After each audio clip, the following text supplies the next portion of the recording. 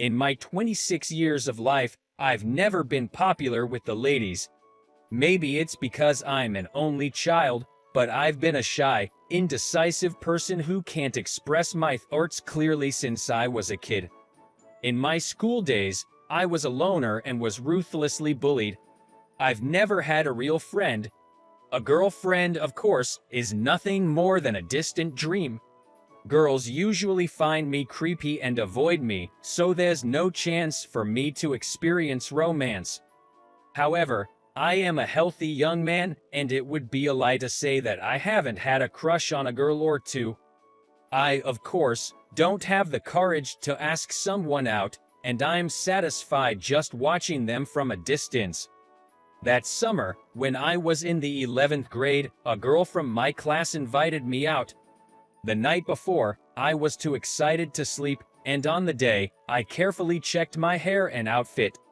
We were supposed to meet in front of the train station. Despite it being an extremely hot day at the peak of summer, I arrived about 30 minutes early. I couldn't help but laugh at my own eagerness. What will we talk about when she arrives? Where should we go? I went over the day's plan in my head. Despite standing in the scorching heat and breaking out in a sweat, my heart was leaping at the beginning of what felt like my first real taste of youth. But she didn't show up. 10 minutes, 30 minutes, 1 hour, 2 hours, 3 hours. I texted her but got no response. I was terribly worried that something might have happened to her, but I lost my nerve to go to her house and announced. I felt like I was going to faint from heat stroke and took refuge in the train station. Then, a group of high school boys and girls came out from the ticket gates. Among them, I was shocked to see her, chatting with her friends and arm in arm with the star of the soccer team. "Hey Sarah, what's up? Did you forget we were supposed to meet?" I asked in confusion, to which she looked surprised for a moment before bursting into laughter. You didn't seriously think I meant it, did you? It was just a joke, dummy. With a cruel smirk, she was drawn into a hug by that handsome, sunburned star of the soccer club. No one's gonna give the time of day to a loser like you. Everyone burst into laughter. In response to my stunned silence, Sarah said, "I only invited you as a penalty game. Don't get the wrong idea." I don't remember much after that. I staggered home and collapsed on my bed, eventually had a fever, even though I loved her so much. Sarah had only asked me out as part of a penalty game, and within that day, she had completely forgotten about her promise to me. Heartbroken by the harsh betrayal of the girl I liked, I shed tears of frustration. A traumatic experience during my high school days had made me incredibly shy and fearful when it came to romance. During my college days, I spent most of my time not interacting with others, and at the company I had barely managed to join, I continued to avoid contact with women as much as possible. I really wanted to fall in love, to spend joyful moments with a girl, to form a loving relationship and build a happy family. But as my fantasies grew, so did my frustration at my hesitation to act and my inferiority complex. On my way to and from work, I would see couples and feel a pain of envy and jealousy. Upon returning to my apartment, I would go straight to bed in a huff. I figured there was no one out there who would ever fall for someone like me. I was content to remain single for the rest of my life. However, fate works in mysterious ways, and finally, luck found its way to me. One day, I found a wallet on the subway during my commute. It was a lady's wallet. I turned it in to the station attendant, and a few days later, I received a call from the owner of that wallet.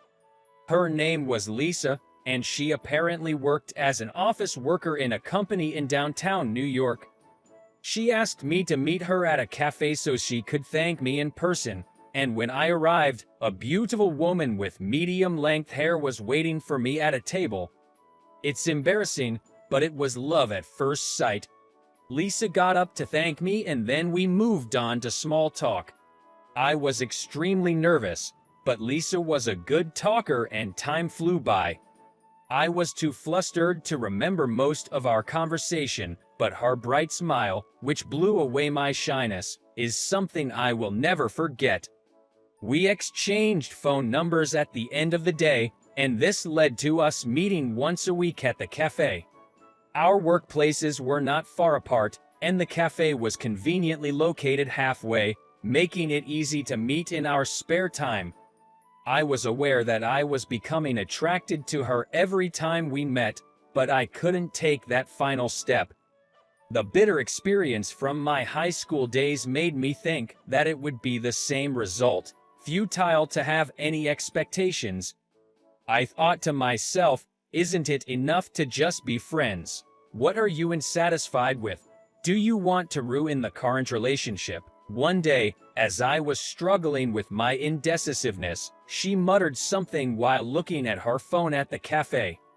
I've been interested in this movie.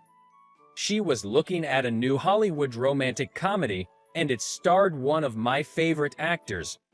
The premiere is next week, and I felt destiny. If I didn't act now, I would regret it forever. As soon as I got home, I reserved a pair of tickets on my computer.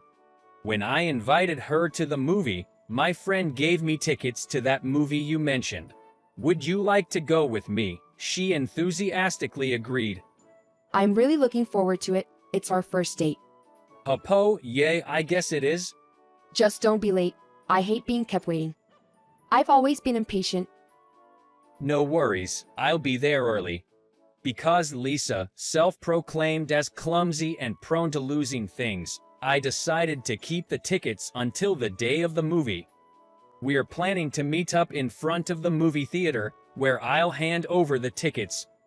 Well, she does have a history of accidentally dropping her wallet on the train, so there's no room for objections.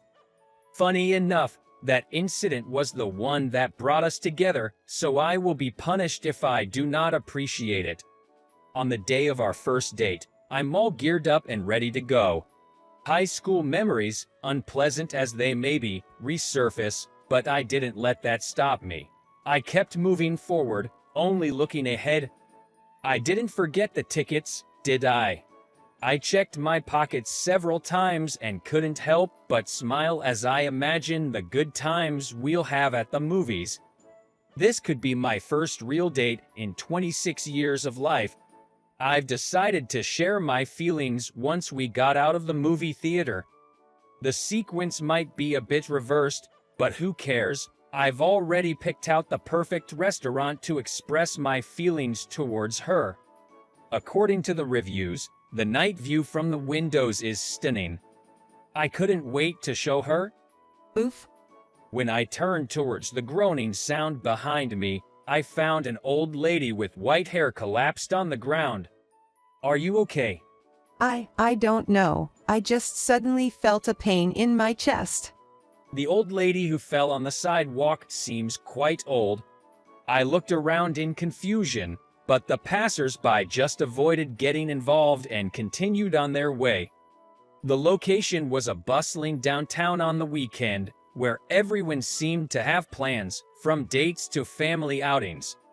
Please, don't worry about me. You must be in a hurry. My son will come pick me up, so don't worry. I can't just leave you who's looking so pale. I helped the old lady up and took her somewhere she could sit, then called an ambulance on my phone. I decided to stay with her, comforting her, stroking her back until the ambulance arrives. Thank you. Don't force yourself to talk. I felt frustrated that there's so little I can do. As Lisa's waiting face crossed my mind, I started to compose an apology and explanation for being late when the old lady gasped and clutched her chest. Well, I dropped my phone. The screen cracks when it hits the ground, making it unable to send the message. I'm relieved that I called the ambulance before this happened, but the next moment I broke out in a cold sweat at the realization that I could contact Lisa. Oh dear, I'm so sorry. How can I possibly apologize for this? Don't worry about it. It'll be fixed soon. Won't you be inconvenienced without it? Don't you have someone to contact? Actually, I have a date today. It's our first date and we have plans to see a movie together. When I mentioned the movie title, her face lighted up. Oh, congratulations. In that case, I really shouldn't keep you. Please, go on without me. Despite her urging, she looked pale and her breathing was labored. If I were to leave her, I fear she might collapse immediately. Right now, you need to focus on yourself. As I continued comforting her, who kept apologizing, with a firm smile, the ambulance finally arrived. Just as the paramedics arrived and she was being loaded onto the stretcher, the paramedics said, "It's okay now." I was honestly relieved. I had lifted my head, thinking if I ran at full speed I could make it, and when I was about to walk away from the ambulance, Tom, the old lady suddenly had a fit and began clawing at her chest. She was panting heavily, her face as pale as a ghost, and irregular convulsions had started. Seeing her continuously calling out Tom, Tom, probably her son's name, I got into the ambulance. I can't breathe. I'm scared, Tom. What's going to happen to me? It's okay, Mom, I'm right here. I quickly held the hand of the old lady who was on the verge of losing consciousness and played the role of her son on the spur of the moment. I kept talking to her until the ambulance arrived at the hospital and she was taken to the intensive care unit on a stretcher. After she disappeared into the ICU, I turned on my heels once her condition stabilized. Finally, I was able to leave her to the doctors, and I wanted to meet Lisa quickly. She might have gone home angry, but I couldn't rest until I had gone to her. I ran like a madman, and when I finally arrived at the movie theater, Lisa was standing there with an expressionless face. 3 hours had passed since the appointed time. As I told you, I hate being kept waiting. I desperately explained the situation, but Lisa kept a stern face and seemed to turn a deaf ear to my words. Even if you really were helping someone, you could have sent a single message, right? I couldn't go in first because you had the tickets. My phone was broken, please believe me. I was thinking about you the whole time I came here. Desperate to make her understand, I showed her my cracked phone, but she dismissed it with a shake of her hand. You could have used a payphone, right? How stupid. It was just a joke, dummy. Sarah's mocking laughter mixed with Lisa's words, and I felt my energy to defend myself drain away. Indeed, it was my fault that I didn't use a payphone. The spread of smartphones and the reduced number of payphones isn't an excuse. There was a phone at the hospital, but I overlooked it because I was obsessed with her. I was so eager to see her, to apologize to her, I didn't notice anything else. You said you'd be the first one there. Her face twisted in sorrow. I can't be with someone who can't even keep a promise on a first date and messes up big time. She left without looking back. I was dumped before I could express my feelings. What a disaster! From that day, my pleasure in my free time vanished. Even after several attempts to message her with my repaired phone, I was ignored and my mood sank to rock bottom. I shouldn't have overdone it. Maybe if I had left that old lady to someone else, Lisa wouldn't have gotten fed up with me. Even after several months from the heartbreak, I was still sulking and couldn't forget about Lisa. As I returned from work and was absently watching TV, an unexpected thing happened. It was a program in search of people, hosted by a popular comedian. Now, let's introduce this person next. Prompted by the host, a middle-aged man dressed in a fine suit entered. He was holding a sketchbook in his hand. The host introduced him as the president of a large corporation in the city, New York. I even know that company. Who are you looking for today? It's the kind person who helped my mother when she collapsed in town. I don't know his name or profession, but I clearly remember his face. My mother drew it. Your mother is good at drawing, isn't she? She studied it in the past, and she bragged from her bed, saying my portrait drawing skill is as good as a professional's. He opened the sketchbook, and my face was drawn on it. He's a very fine young man. While everyone around pretended not to see, only he stopped and offered a hand to my mother, despite the fact that he had made a promise to see a movie on his first date with a woman who could be his girlfriend. He even mentioned the title of the movie and kept expressing his gratitude to me. Things I've done to her, like I accompanied her to the hospital pretending to be her son, kept encouraging her until she was taken to the intensive care unit. That's how she barely managed to hold on. If anyone knows him, please contact us. There is a reward. We are also waiting for direct contact from him. My mother and I would like to meet him directly and say thank you. I didn't give my name or contact information to the hospital. After all, I was just a passerby. If the old lady could just be saved, I didn't expect any more reward. That's what I thought. Tom, you're a good son. The moment I turned off the TV out of embarrassment, the phone I had thrown on the coffee table rang. The familiar name Lisa was displayed. Could it be? When I nervously swiped it, I heard her gentle voice for the first time in several months. It's been a while. How have you been? I've been good. I'm glad you seem to be doing well, too. After about 5 minutes of awkward conversation, suddenly her voice trembled and choked. I saw the TV show. I'm sorry I didn't believe you. She sobbed over the phone and then dropped a bomb. The man who appeared in the show earlier was the president of her company.